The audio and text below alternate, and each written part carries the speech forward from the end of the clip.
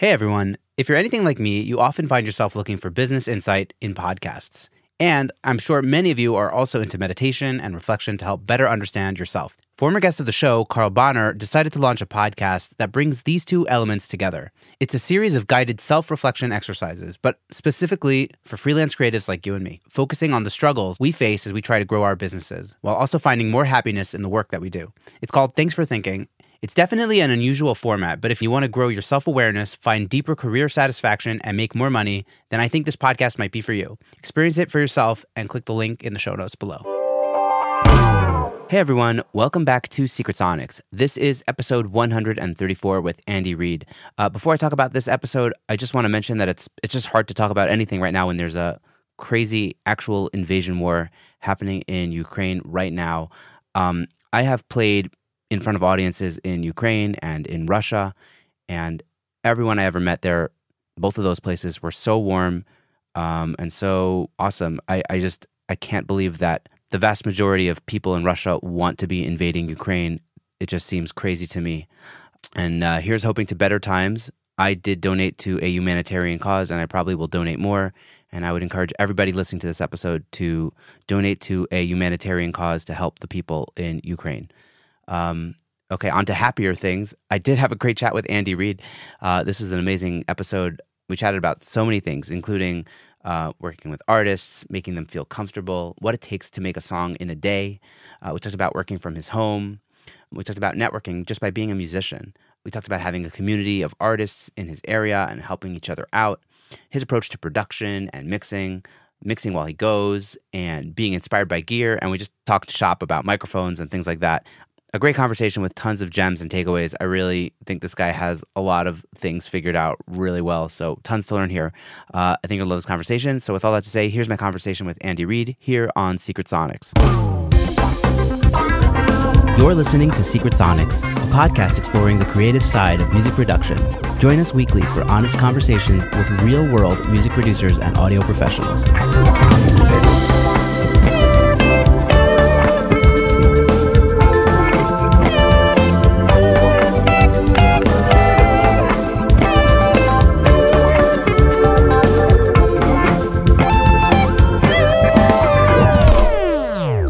Hello, and welcome back to Secret Sonics. I'm your host, Ben Wallach. My guest today is Andy Reid. Andy is an American record maker and the owner of Reid Recording Company based out of Bay City, Michigan. Andy and I connected on Facebook after he heard Joe Montague's episode, and I finally reached out to see if he'd be interested to join me on the podcast, which he's graciously agreed to do. So with all that to say, welcome to Secret Sonics, Andy. Hey, thanks for having me. I appreciate it, Ben. Yeah, absolutely. So, we've just been riffing already for, I don't even know, 20 minutes. Exactly. Tell the audience a little bit about your story. How did music start for you? How did that evolve eventually, I guess, into production, recording, mixing, all that stuff you do? Great. Yeah, it's kind of an interesting story. I mean, I know that everybody's path is a little different, and mine actually started a lot later. I did grow up taking piano lessons a little bit as a kid, but just like every other 8-year-old, I would rather go outside and ride my bike around and get into trouble. When I was in high school is when the music bug kind of hit me.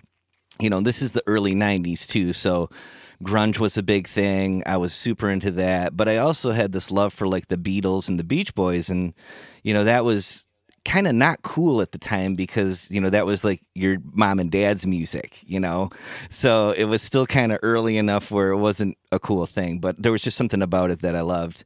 When I was about 18 years old, my cousin Danny played in an all-original rock band. He would sneak me in the bars to quote-unquote run sound for them, and I was watching these all-original shows, and that made me want to get a guitar and start writing and to get into music. And as soon as I did that, I was hooked. It was like 3-4 hours a day playing, and I wasn't really good enough to play other people's songs yet, so that made me write my own, and they were awful, and I'm glad that there's no documentation of those, which is fantastic. I may have them in my Probably attic. Be hilarious to find, though. Eh? Oh, and trust me, I listened to a couple 4-track things, and I was going to put them into Pro Tools, and I'm like, I'm just going to let the past be the past. We'll just leave that right where it was, and I have fond memories. Yeah, I have fond memories of it. It's the learning process, but yeah. So I started playing in original bands, and I was big into like the power pop thing. I was a huge Weezer fan. Like I said, the Beach Boys, Beatles, that lane, I guess. Yeah, the more melodic rock. Right, yeah, melodic pop rock, exactly. Power pop is what a lot of people call it. I had this band called the Haskells with my brother and my friend Todd, and we got a little crazy enough, being from Bay City, we got this little independent label that was in Bay City that signed us and gave us, $5,000 to make a record, and I was a huge Brendan Benson fan because he had released a record out on Virgin in '96, and at that time, he wasn't really doing much, but I had some buddies in Detroit record a song with him, and he's like, man, he's got this fantastic all analog studio. You should reach out to him because he knows his stuff. So reached out to Brendan, made a record with him, and that was it. That was like the, vintage microphones, great amps, all recorded to 1-inch 8-track. It was like the process just floored me. Thinking like, wow, I can overdub this, and I could overdub this, and we can, all sing harmonies, and that's really kind of the thing that lit the fire under me. And within the next few years, I started to collect microphones and recording equipment. Started with a 4-track, digital 16-track, and then got into Pro Tools. And I did have some tape machines early on too when I had Pro Tools, so I was doing a lot of hybrid stuff because the digital side hadn't caught up yet to the analog side. Plus, I liked that process, which I still try to do as much as I can. So yeah, and other than that, I've met some great people along the way. Was fortunate enough to befriend a fellow named Donnie Brown, who's a founding member of the Verve Pipe. And I kind of met him when in the late 90s, and they were kind of on their peak there. And just stayed friends with him. He's a big Beatles fan, and our basis of our relationship is pretty much on that. And yeah, and as time went on, I was filling in on guitar and bass, whatever they needed, and I officially joined the band in 2010. Did that for a few years. Then my daughter was born, so I kind of quit the touring thing. The studio was always kind of my main thing anyway, so at that point it was like I was just doing the gigs for fun. And yeah, so I continue to write and record music. That was the reason I got into it in the first place as a solo artist. And then I do have a band, like a studio band called The Legal Matters, which is me and Keith Klingensmith and Chris Richards from the Detroit area. And the Detroit's not too far from here, too. We do everything by how long it takes to get to that place. So it's about an hour and a half away instead of miles or kilometers or whatever the heck it is. We go by time. Great. Yep. And yeah, so it's been, it's always going to be a huge part of what I do, and probably 90 to 95% of the people I work with are people that want me to produce and engineer. It's like when I was starting off, I was just engineering and trying to learn the trade and all that stuff and all the different techniques as well. But as time went on, I'm definitely more involved in the music making process, which I love, and I've kind of found my lane with that, working with a lot of solo artists who kind of need the work. So they'll come in with a song, we'll work on a groove and all that stuff, and then hire the musicians as needed to fill in the gaps to make it a full band production. And that kind of brings us that kind of brings us to today. I'm still rocking away 5-6 days a week. I'm able to be better with my hours so I can have like a normal life. I work from like 10 to 4, 10 to 5, and get to hang out with my family at night, and everybody's cool with it. So yeah, it's been a fantastic, weird, crazy 22 years. So, but nice. Super thankful.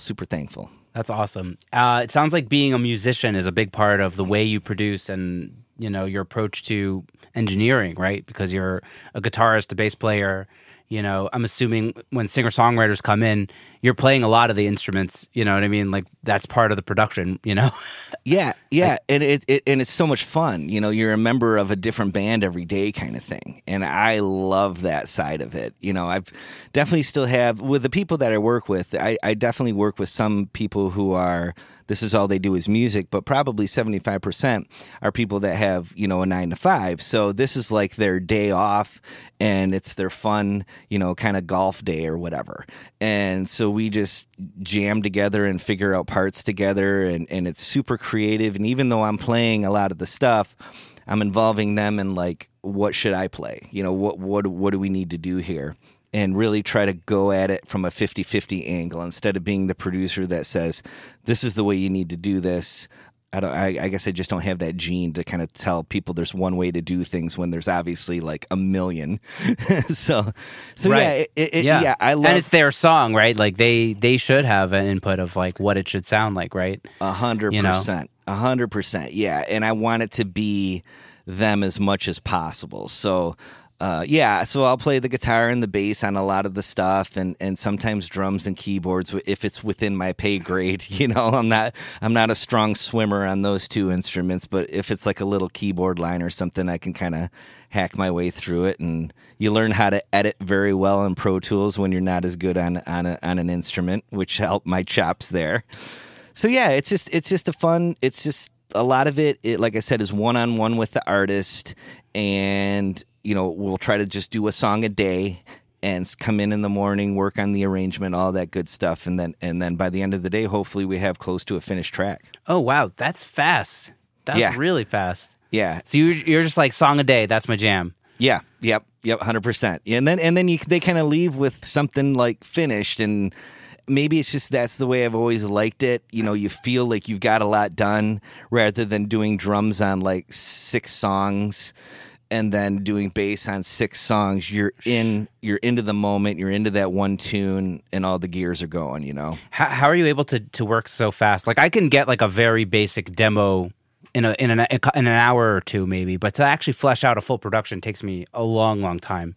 And maybe I'm too meticulous, or maybe I'm too much of a perfectionist. But like, I don't know. Do you do anything to kind of work really fast? Because like, I'd love to learn some of those hacks.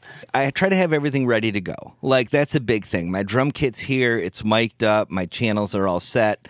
I'll just have to tweak it per the drummer, whoever comes in. And a lot of times it's the same drummer. Like my buddy Donnie, who I mentioned earlier, lives in Saginaw, which is right next door to Bay City. He's over here a ton. And it's all tuned up, ready to go, so I can get sounds within 10, 15 minutes on drums. And a lot of it's just having everything ready to go, so the creativity's flowing, and we're just knocking stuff out. But like I shouldn't say done. Afterward, I'll kind of clean it up a little bit.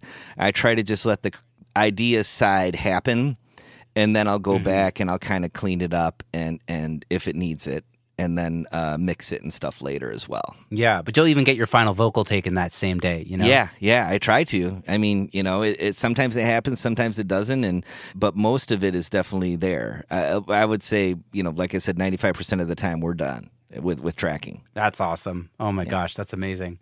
Yeah, I think maybe it's just like having the openness to say, yeah, this is the session, this is the take, as opposed to being like, okay, cool, let's get this down and like make sure it's cool, and then when you're inspired by the track, you'll come back and like maybe that's like maybe more the way I've been doing it. It's cool to just kind of be like, this is the day, we're doing it, let's go. Yeah, It's just like that excitement. Like when I was in bands and going into the studio to record with the band, like it's like, okay, we're going to the studio, we got to this is it, we're going. And we practiced, and that old school mentality of like, let's actually rehearse and get in ready to go. Right. Yeah, and I think a lot of it that helps me out, and you get to a certain point when you've been doing it for long enough that we can easily overthink things. And when you are working fast and you're like, okay, I got 25 minutes to do this bass track, it's like I'm going to go with my gut feeling.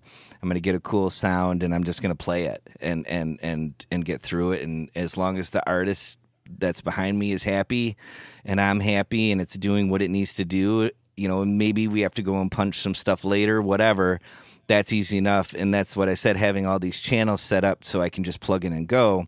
I can easily do a punch in 5 minutes, like the next day if I need to. So, yeah, it's like I said, I love working fast. I really, really enjoy it, but I definitely try to not let it cut corners, because when you are on a time, like if it's slow morning and we're not getting things to where we need to get them to, I'll say we don't have to finish this today. Let's just do what we can do. You can come back on the next session, and we'll finish up the vocals and whatever little frosting we need on the track. So we never really say that we're going to do a song a day. We never really talk about that. It's just that's what kind of ends up happening. So I don't want to put that pressure on the artist saying, we have 6 hours, we got to do this, because that's kind of unfair, and I don't want them to feel rushed at all. Yeah, no, that's awesome. And it's also, I feel like having those musicians at your beck and call is a big part of getting things done quickly. I feel like as a producer that I'm working, when I'm working with a singer-songwriter, I'm a bass player, so obviously that's the most natural. I could play guitar pretty well, and keys